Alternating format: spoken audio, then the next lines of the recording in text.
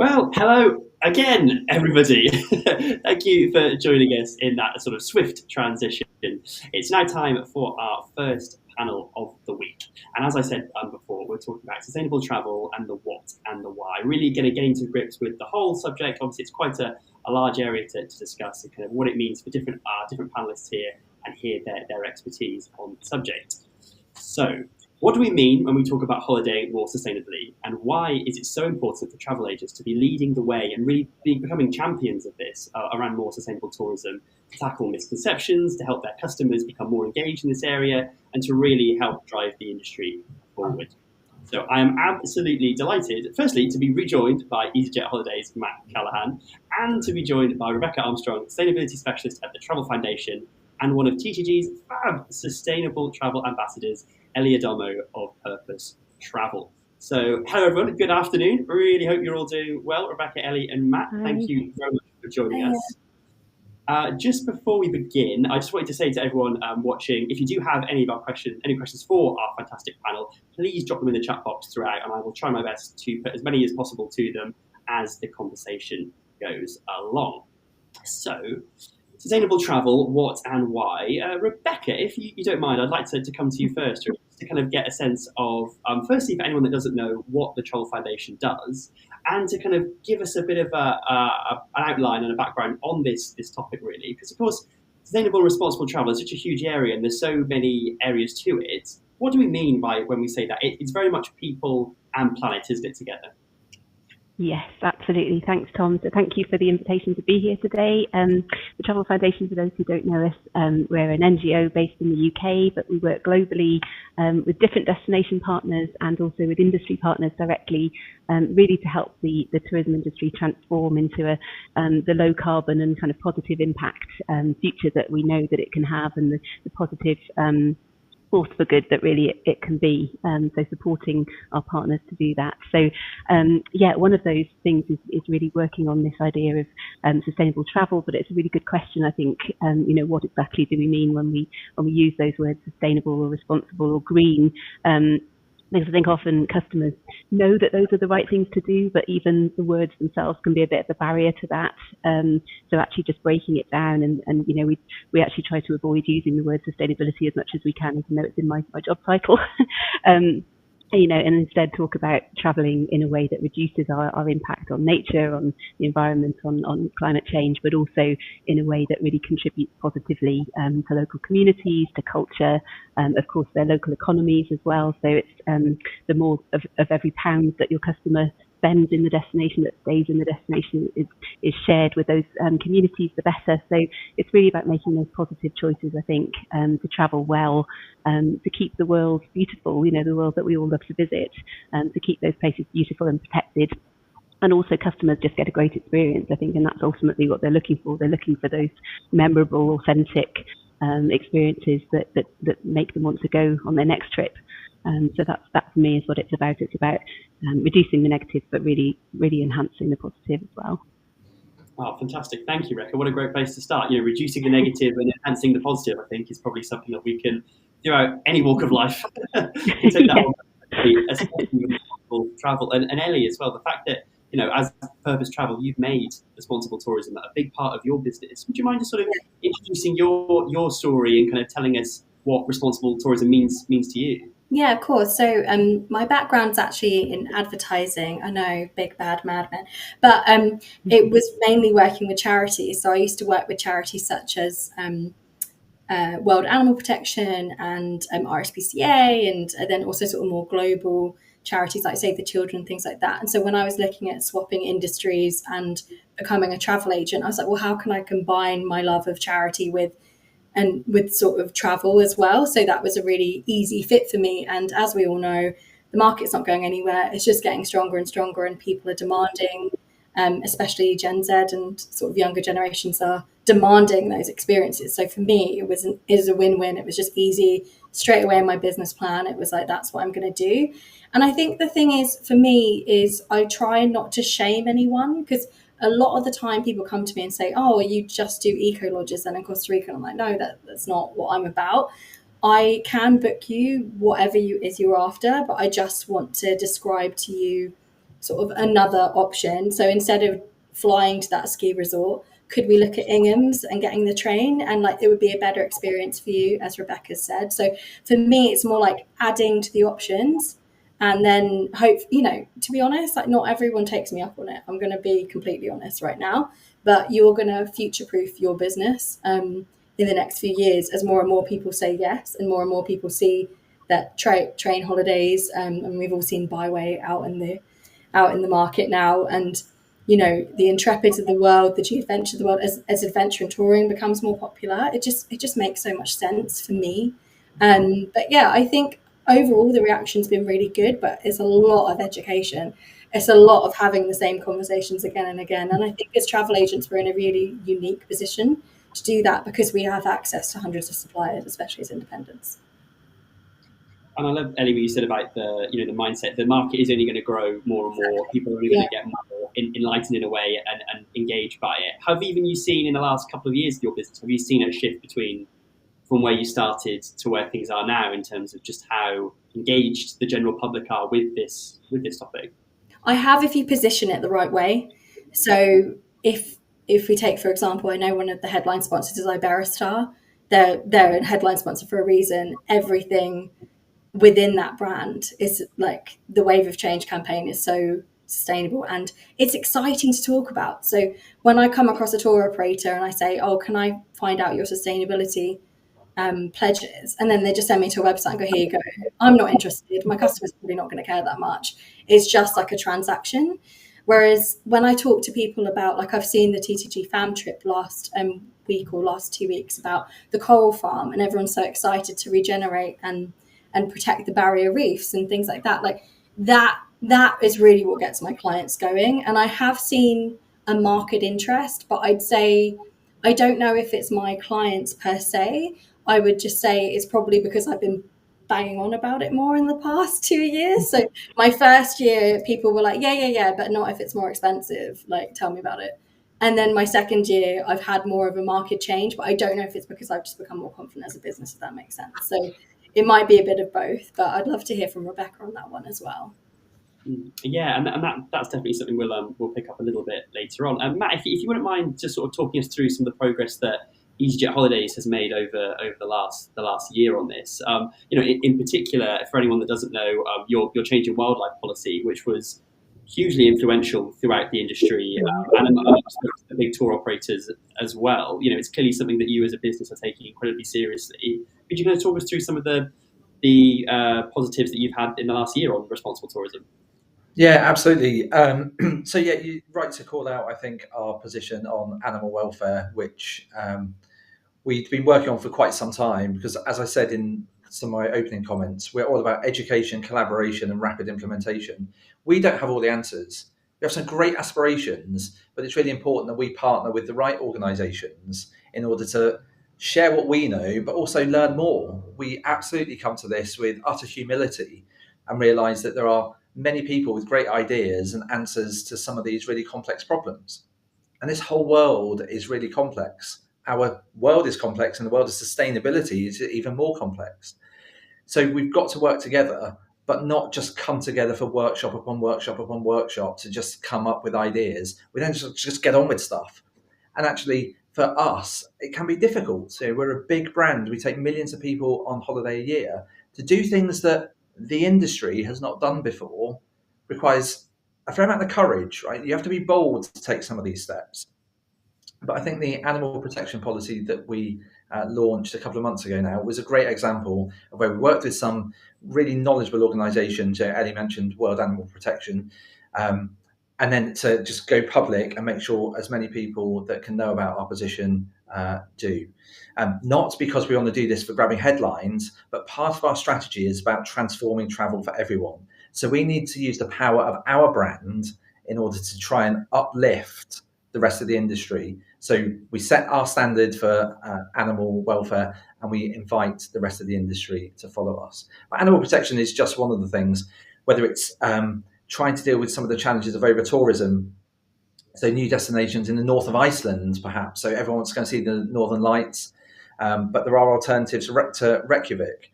whether it's some of the work that we've done using latest technology to try and drive down food waste in our hotels. But our big drive from the boardroom down is on driving hotel certification, because we know that when we align to GSTC standards, because they're the gold standard globally, and we know that they are all encompassing. So when a hotel can demonstrate that it has GSTC recognised certification, we know that it is covering the range of things that you opened with, Tom, whether that is about the environment, whether it's about the number of local people that are employed, whether it's about how much those people are paid. All of those things are really important. So we are trying to make this as easy as possible for our travel agent partners and our customers by driving as much of hotel certification as we can. And this is so important to us. It's a board level KPI.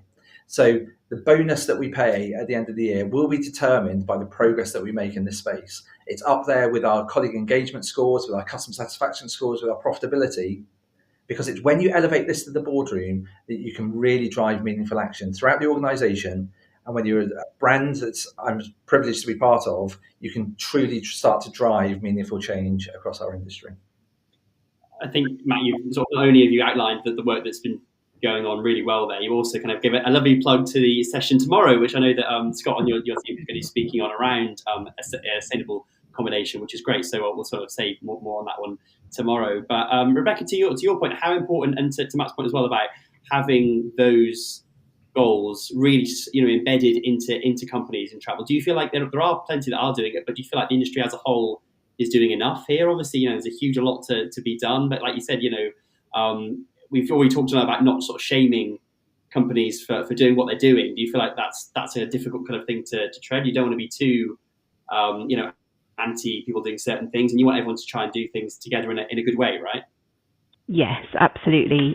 We like to call ourselves a critical friend of the industry, because that's really how we see ourselves. We're definitely not here to shout. We're definitely not here to kind of point fingers. We're here to help unlock solutions to complex challenges, hopefully, because it's not easy. And I definitely applaud all those companies who are already leading the way, as Matt and Ellie are, and and others alongside them. So, but I think it's collaboration is a massive part of this as well. I think for us, sustainability and climate action and all those things are just not places for competition. They're places for collaboration and sharing the learnings and sharing the pitfalls as well, sharing the challenges, and really kind of helping each other along the way. Because actually, at the end of the day, our industry is what's at stake. If climate change impacts on destinations or it impacts on operations, then the whole industry suffers from that. So I think, definitely working together and bringing people around the table together to work on those challenges and sharing successes then as well. I think, operators have been sharing their methodologies for carbon calculation, and, Travelist has brought together operators to, explore carbon labelling of flights and that kind of, transparency of information. It's all those things I think are contributing to, we're in this together. It's a really big challenge, but we're doing it together. So sorry, that was a long answer to your question. No problem at all. It's a wide-ranging subject, isn't it? And Matt, to your point as well, you mentioned it obviously in the start as well, how important it is to have agents coming on this journey with you. You're one of the UK's biggest tour operators. I think having that agent partners engaged in this, we're saying to Ellie, have you seen a difference in how engaged agents are around responsible and sustainable tourism since you kind of laid out your plans here, and have you, what are the future plans to get agents more engaged? Obviously, this is a fantastic week for that, but it's something close to your heart, isn't it? Keeping them along with you on this journey. Yeah, absolutely. Because our travel agent partners get face-to-face time with our customers that otherwise we wouldn't get. So, of course, if we think we've got a good story to tell, it's absolutely critical that part of the creation of that journey and the telling of our story has got to be through our trusted travel agent partners. And that's why it was an absolute no-brainer for us to get behind this brilliant TTG initiative this week. But we've all been at various different industry events where things like animal welfare, like hotel certification come up. And it's through us listening and taking on board those different perspectives that is something that's really important. I'm party at Habitat Sustainability Committee as well, and there are a number of frontline travel agent partners that are also part of that. So to hear different perspectives from me coming to you from our new headquarters in Luton, where I get a boardroom perspective, but to actually hear from people about what are customers asking for, what the customers want. But I think it's then about, for us, giving the right toolkit to our travel agent partners to enable them to apply the little bits that they want in the way that suits them. Ellie spoke very eloquently about the way in which she tries to sell this to customers. That's absolutely what it has to be. Like it would be any other part of the journey, any other potential customer that is walking through a store or is on the telephone. You have to be able to adapt. But in order to be able to adapt, we need to equip frontline colleagues with all of the information that they need, but make sure that's a two-way process as well. So we have this for travel agent partners as well as all of our customers and any stakeholders, to be honest, their ability to contact us about anything about sustainability, because this is a genuine learning exercise for us. We've put our animal welfare policy out there. No doubt over time there will be something that slips through that isn't in accordance with that. We want to know about that. So we need to make it easy for people to get in touch with us, to tell us the good stuff that we're doing, what more we should be doing, and occasionally when we do get things wrong, just let us know and we'll do our very best to put it right.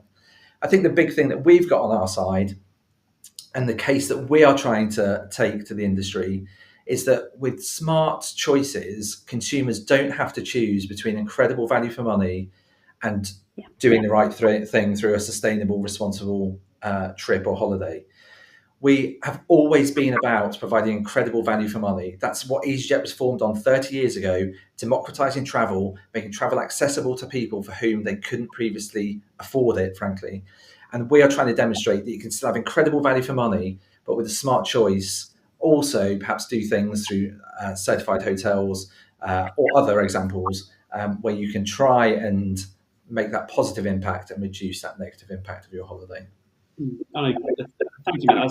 That's great. And in terms of those, the way you're saying that there's small kind of impacts there, and the tips that agents can do at the point of sale. Ellie, if we could come to you, what kind of tips and advice would you give to your customers, and also sort of fellow agents as well, who are looking to get more involved in this? It's brilliant to have so many of you with us today, but it's a big topic. Where do you kind of get involved there, and how do you engage your customers in it? Because sometimes the term sustainability does kind of put people off sometimes, doesn't it? Or they don't know where to start, or they might think it's not what the experience, like Matt said, that they really want to get. But how do you do that when you're sort of selling to your customers? So I have, and every travel agent probably has this, but I have my things that I bend my will on, like big all-inclusives and big cruise ships and stuff, and it's like I will sell them and it's fine. I'll try and add on an experience or like an excursion, and just so that they're getting out and about. So I have this big poster, which I won't show you, but it's that I actually learned it at the TTG 2023, like my first TTG big event.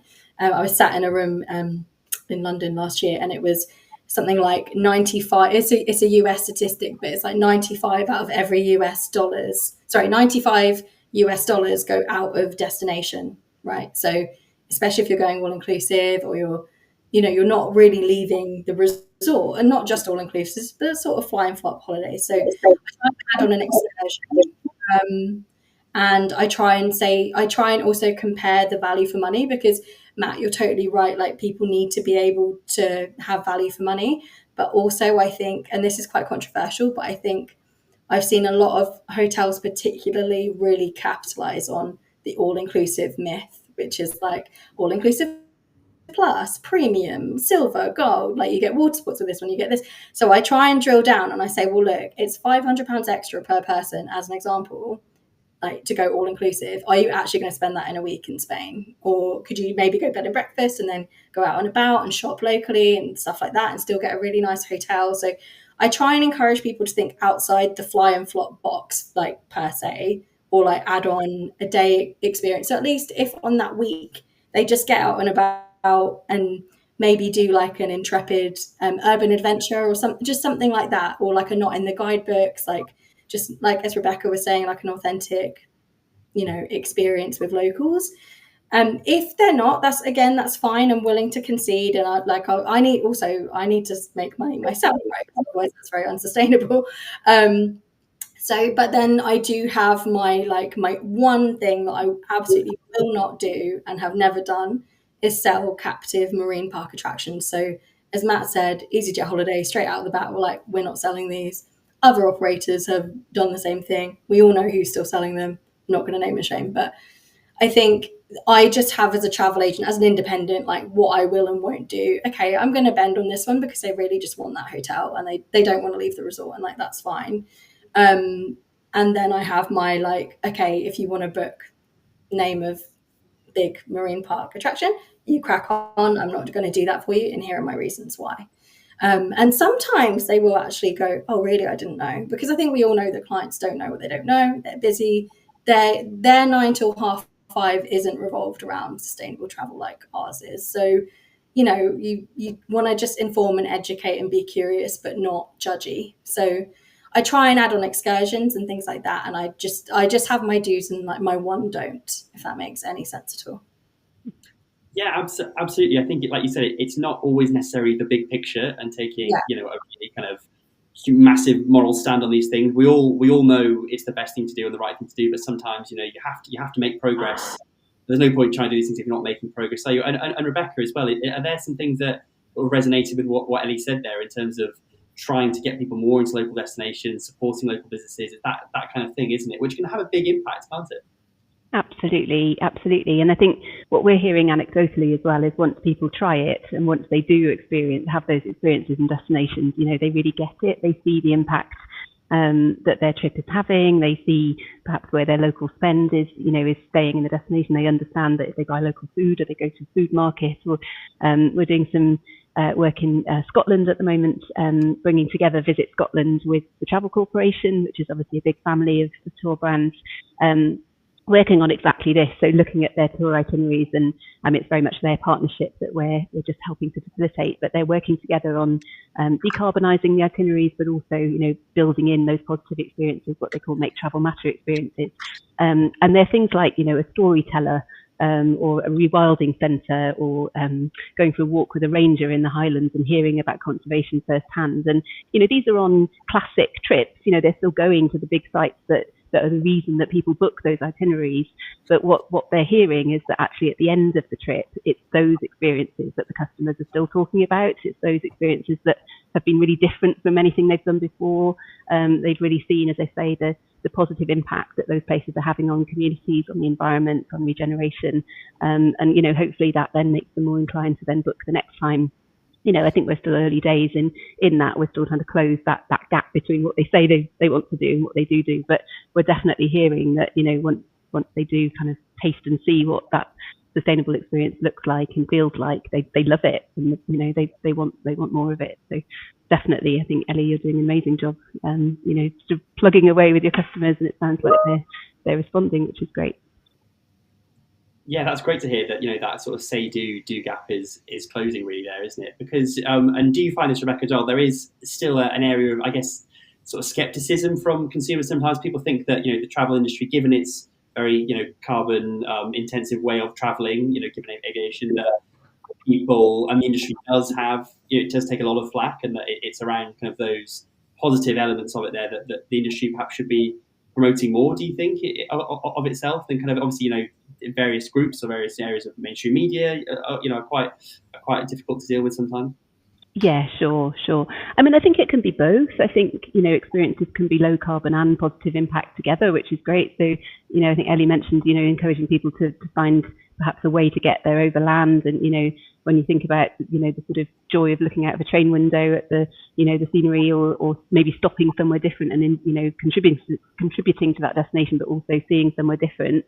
But even things like, local food sourcing, if you're eating local food, that is a lower carbon impact, but it's also putting money into, to local farmers and supporting that local economy. So I think it's not necessarily an either or as well. Carbon reduction doesn't have to be all about cutting out and cutting back and reducing. It is, but it can also actually have, again, a positive impact on the customer experience, I think, too. Yeah, there's almost like a butterfly effect, isn't there? Small changes can make more changes and can help more changes, and that's great. Thank you very much, Rebecca. We have a question from Marie, and it's to you, Matt. And she'd like to know that, I think the way you've said to agents, if there's something that we're doing wrong or something you'd like it to change, let us know. Let's have this dialogue. And I think to that point, she said, if travel agents want to approach a tour operator to talk about a specific change they'd like to see from them, what's the best way to go about it? So if agents on the session here want to to kind of suggest something to you guys at EasyJet Holidays, what's the best way to do it? And it's clear that you're receptive to those messages, right? Yeah, absolutely. So, excuse me. Thanks, Marie. So there's probably two easy ways to do that. One is either through one of our brilliant trade support managers through the trade team, or, excuse me, you can just drop an email to holiday.better@easyjet.com, and that will come through to Scott and his team, and I'd be delighted to have a look at your ideas or suggestions or challenges in a bit more detail. So holiday.better@easyjet.com. Look forward to hearing from you. Fantastic. Hopefully the inbox might get sort of flooded with positive stuff now. That's all good. But Matt, just on that point, how important is that? Because sometimes, especially with the bigger operators, you might feel like they kind of go about with their programs and with their policies, and it's very much everyone to be reactive, especially agents off the back of that. But the fact that you're trying to create that dialogue, was that always part of the plan, really? And has there been any cases where you have changed things based on feedback from the trade? I think the one that you gave at the start of the session, Tom, on animal welfare is something that Ellie has made her position very clear today, and that was something that we were starting to hear loud and clear, either in direct conversations or through various different industry events. It was clear to us that there was times were changing, and for us it was an appropriate time for us to firm up and put in writing and put publicly what our position was on this. But as I say, we're always looking to see what more we can do. And we know that our trade team spend a lot of time out on the road, but we're also looking to see what more things that we could facilitate more centrally. So I can see Ben's just put a comment in about perhaps a discussion rather than for a specific person. So that's what it's all about, ongoing dialogue. Because of the way we are, and we're proud to have agents in all parts of the UK. For us, just doing stuff digitally is really important. But that's why we're here. That's why we are proud headline sponsors of this Fairer Travel Festival. So we can learn more, but also so we can put ourselves out there, so you can get to know a little bit more about us. There are some organisations where somebody in my position would be far too busy doing other things. This is really important to me. Therefore, this is really important to our whole organisation. The tone for these things starts at the top. And this is my invitation to anyone on this call, anyone watching later, drop us an email if there's something you want to talk about, and one of my team will take it very seriously and will be in touch with you as quickly as they can to learn more. Now, we can't fix everything. I'm not going to stand here and promise that we're going to change the world. There's been far too much of that on our TVs recently in various different debates. But what we will assure you is that we take this stuff seriously. If there's opportunities for us to do things better, to drive our agenda forward further, faster, then we're all ears. But my ask would be to take a look at our website, where it talks more about some of the things that we have done, talks a little bit more about our sustainability strategy, and there's contact details there as well. Brilliant stuff. Thank you, Matt. I just saw Ben's comment here, a question. Perhaps this is one for you, Rebecca. I'm not sure if you've seen this one yet. So Ben says, a part of our business is selling caravan and motorhome holidays to destinations such as Australia, New Zealand, South Africa and Canada. We're taking actions on sustainability where we can, but getting to these destinations is hugely, carbon hungry activity. What is the aviation industry, doing to reduce its impact, and what can we do to educate customers and make them more aware of these impacts? Is there something they can do to really kind of get that message across to their customers?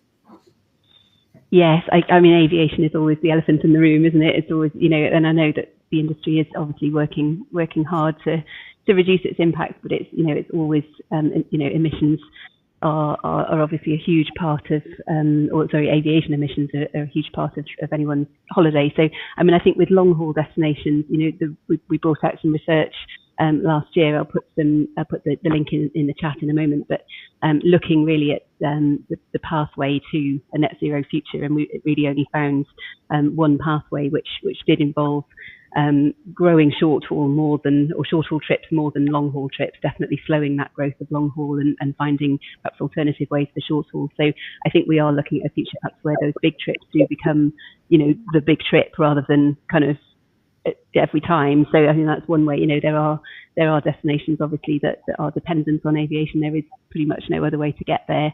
So it's a combination, I think, of what the industry is doing, the aviation industry itself, but also making those choices as well, and kind of making those big trips count, but then focusing in between, I think, on shorter haul and alternative methods of getting there as well.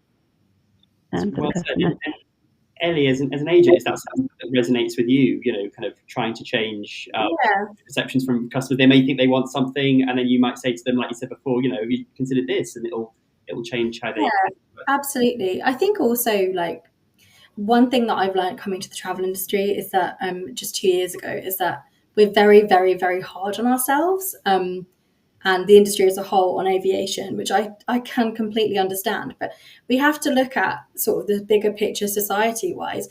If an employer will only let someone have 2 weeks off a year, right? Other than like maybe once in a blue moon, they've worked there 5 years, or it's their honeymoon or something else completely irrelevant.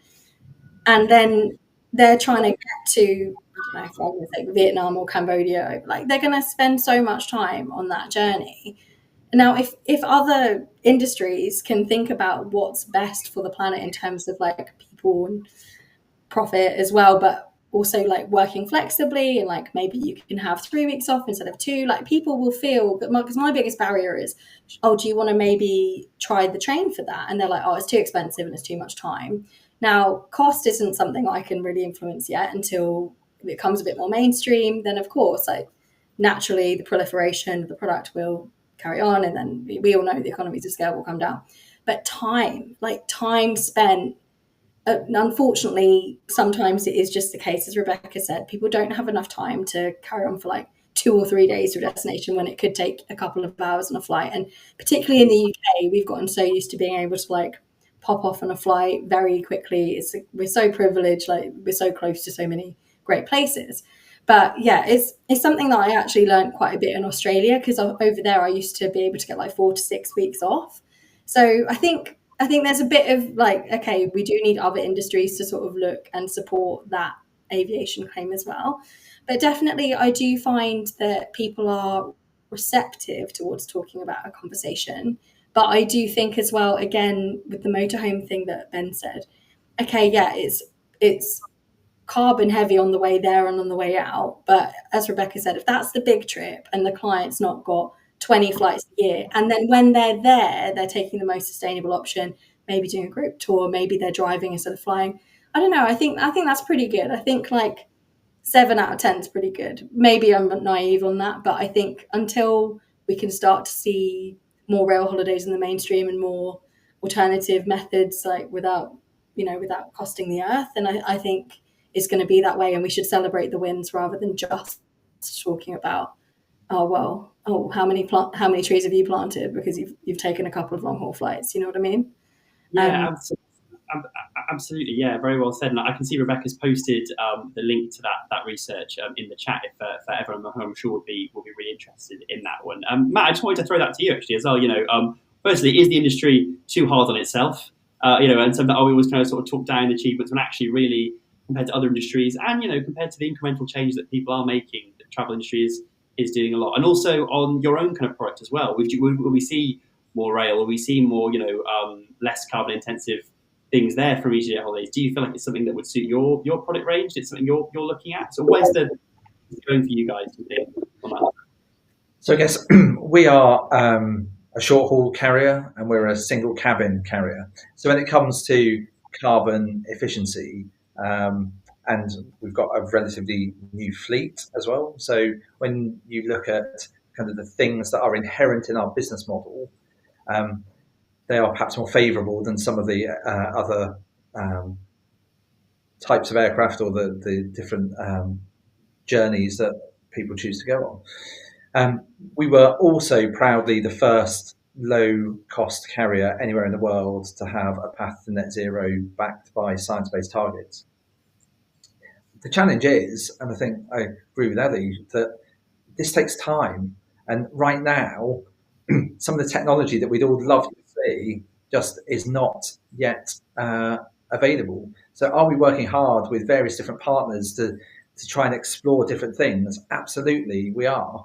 But that's great work that our colleagues in our airline are doing, which is why in the holidays business, we're focused on the people and the destinations and what change we can affect there. Because actually, as we've demonstrated, we can affect change there in the very short term. So there are small things that we can be doing, whether that's new routes and destinations, whether that's hotel certifications, whether that's about our business model and employing local people to act as our airport representatives and transfer providers. Range of different things, but they're all having an effect from the day that we started operating. Now, that's not to say that we haven't got to have a real close eye on the medium long term. Of course we do, but it can't. It's got to be and. It's not one or the other. So I think we're leaving the medium long term complicated scientific decarbonisation of aviation to our friends in our airline, who I think are doing a great job over something that's really complex. And we're focused on the people and places that make our holidays so special. And what are the things that we can change today and tomorrow in order to make our positive impact better and reduce our negative impact. Fantastic. It's a bit of a apologies if I seem to be sort of jumping in and out here. I'm back again. I think having that, to reduce the negative, increase the positive, I think is a real theme of today, and I hope one that everyone's kind of listening to and feeling inspired by. We've had a question from Pooja, perhaps maybe one for you, Rebecca. It says, what are the best opportunities for volunteering or participating in community-based tourism projects? Really, are there some that that you really swear by? And in having more of that, I guess, is a really good thing for both agents' fingertips and for their clients, isn't it? More community-based opportunity.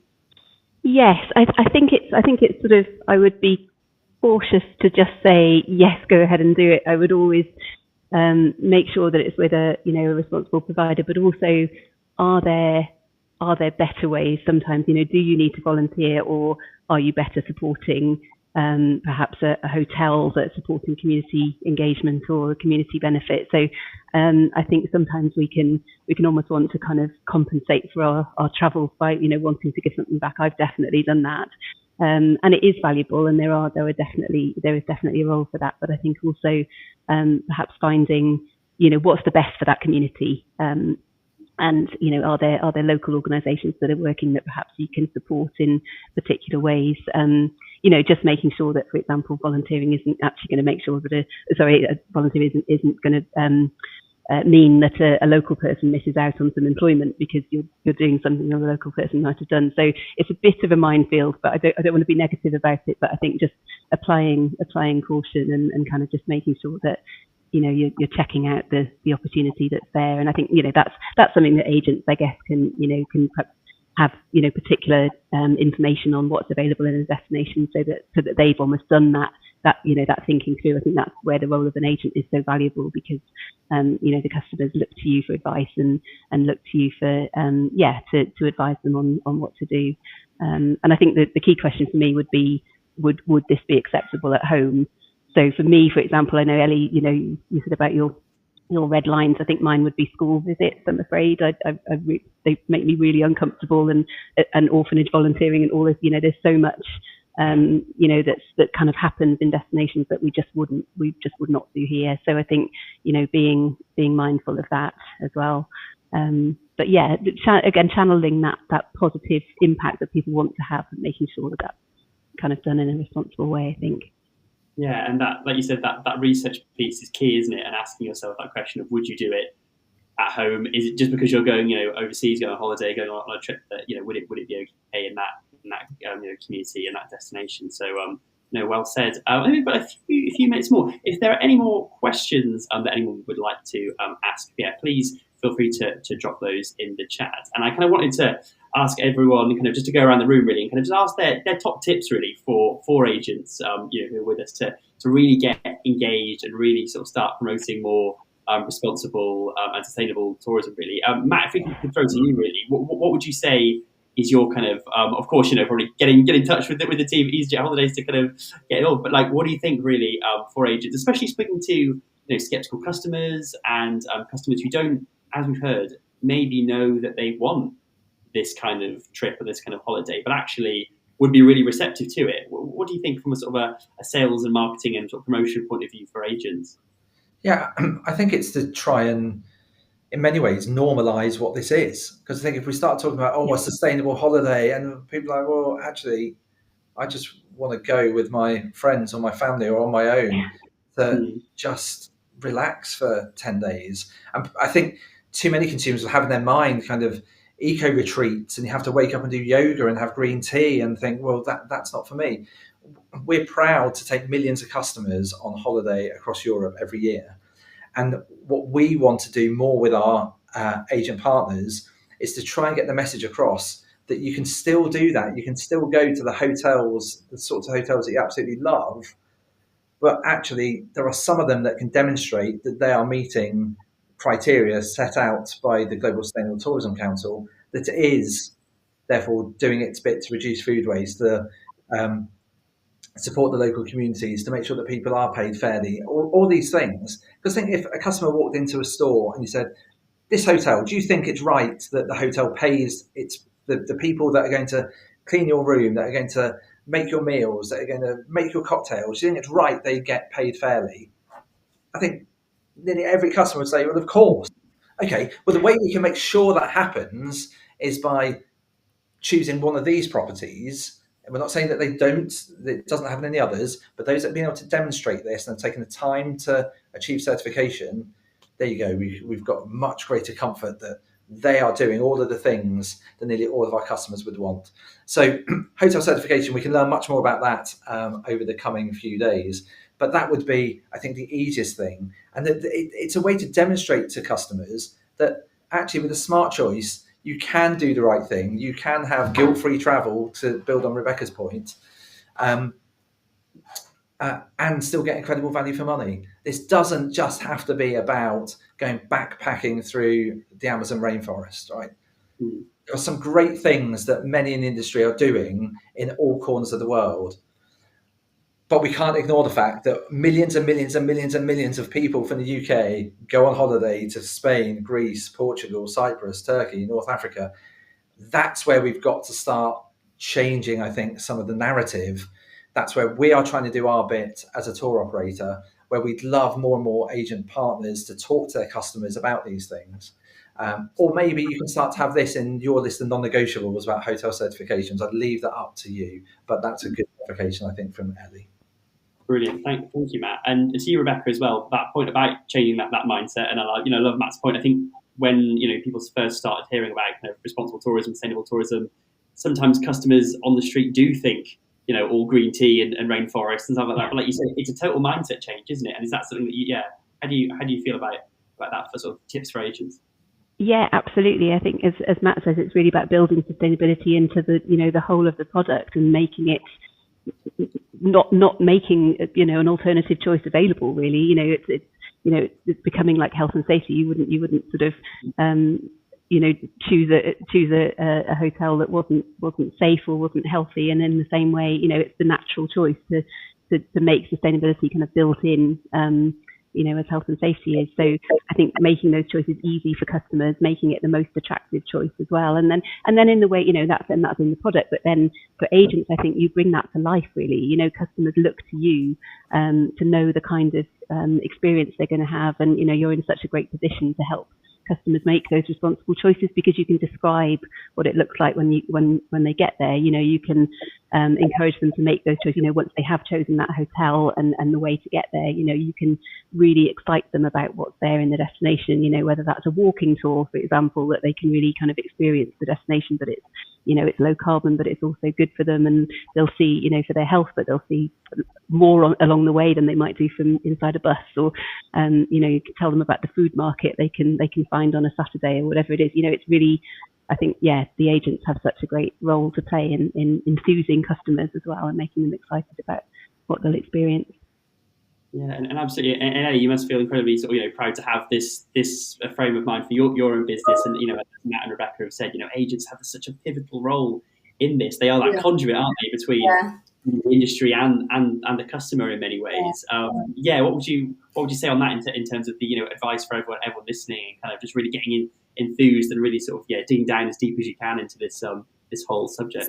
Yeah, I've got 3 really quick top tips. So one is, it's all about the suppliers. So look out for your B Corps, look out for your Ripple scores, look out for your community projects already in the tour or whatever it is. That's easy. That's going to make your life so much easier. So you don't have to like sit there and research.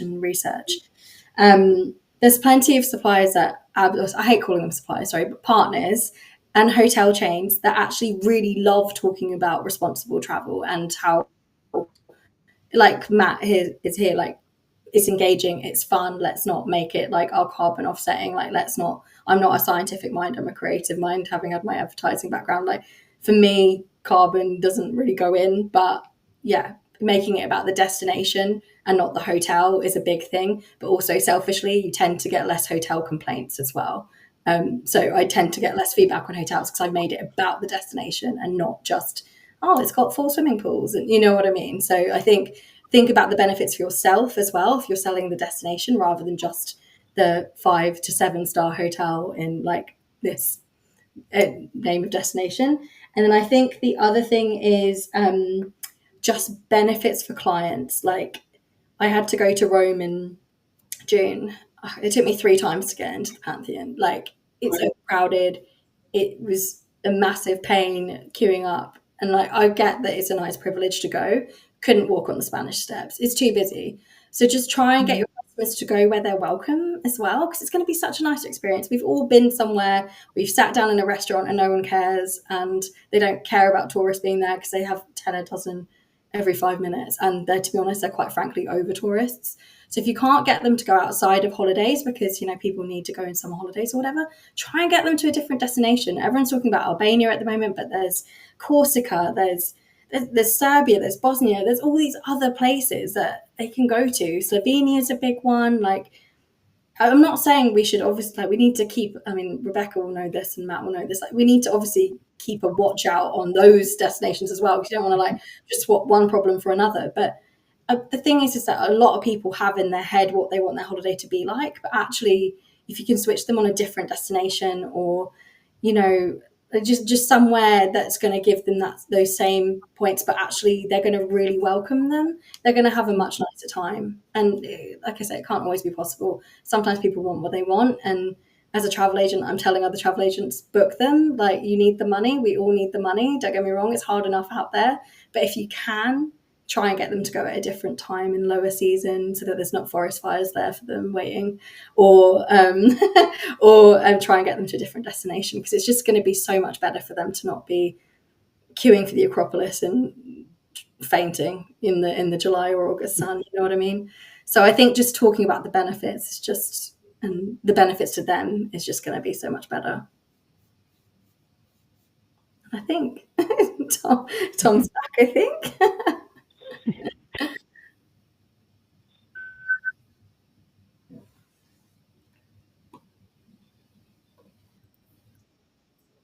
Oh no.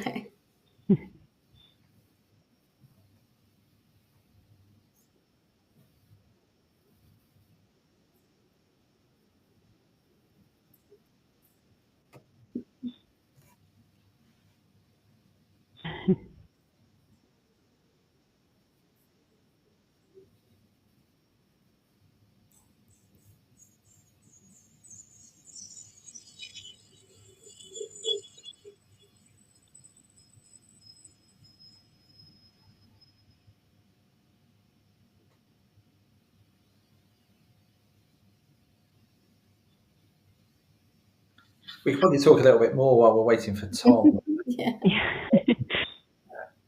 So just to, I guess, to pick up on some of your points, Ellie, completely agree with how can we try and extend seasons? How can we get to try and travel outside of the school holiday period? And it's a really interesting one, and it's a challenge really, because it requires everyone to go all in on that. So we've tried extending seasons to kind of run some of the Med from March through to November. Get a bit of sketchy weather at either end of those, but for some people that's actually a positive. some people actually want to go to these places, want to go to nice hotels, but don't want to be in 35-degree heat. I'm one of those, actually. And so, but then it can be a challenge over, well, are the restaurants going to be open? Are shops going to be open? So I think this is the sort of thing that we really need to lean into as an industry to see how can we make those real ends of the start and end of the season a real credible holiday offering, where you've got airlines that are willing to fly there, you've got hotels that are going to be open and going to be ready for customers, but there's also going to be things to do out in the destination. I think that when we can crack all of those different bits, that's when we'll be on to having a real credible offering running right the way through from February, March, all the way through to the end of November. Yeah, absolutely. Yeah. And it's working with the destinations too, isn't it? I know, we've worked, Travel Foundation and EasyJet Holidays together on, on destination stewardship and working, to understand those destinations challenges and actually how tourism can help with those, and how, industry and destinations working in partnership can really have an impact and make sure that, as you say, Ellie, that if we're looking at, say, extending the season or moving from one place in the destination to another, that we're not just shifting the problem, but actually the destination is behind that and supporting that and supporting communities and destinations to be prepared for that and to welcome visitors. So it's definitely practice preparation. Like individual attractions, like ticket sales have to be, because the thing is that you can, if I don't know, somewhere, again, I'm just going to take Rome as an example, but if the Colosseum or the Vatican or somewhere like a really prominent attraction that, as you say, Rebecca, people have booked to go to see, people don't want to be standing around for hours and hours. Like, there is no skip the line, or the Acropolis, I know that they've had to close recently. Could there not be more of a cap introduced? So, it's not like 10,000 people can go that day.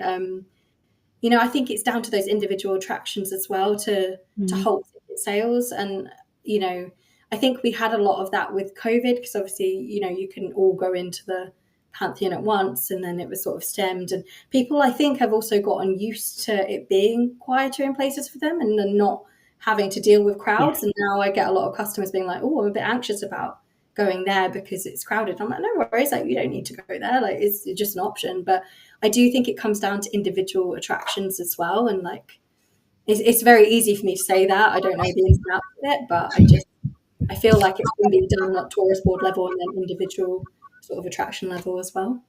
Yeah, exactly.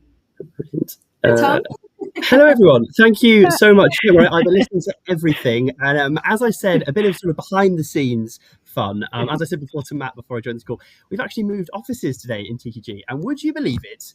What a day to do that. Yes, a few little Wi-Fi issues, but I think the conversation, Rebecca, Ellie, about that you've had during my hiatus, shall we say, apologies for that, was brilliant. And just to say thank you all again for your time and your insights on this. We massively appreciate you being involved in the conversation. And I'm sure everyone, just looking at the comments, everyone's really, really enjoyed this conversation. So what a way to start the Fairer Travel Festival. So Rebecca, Ellie, Matt, thank you very much.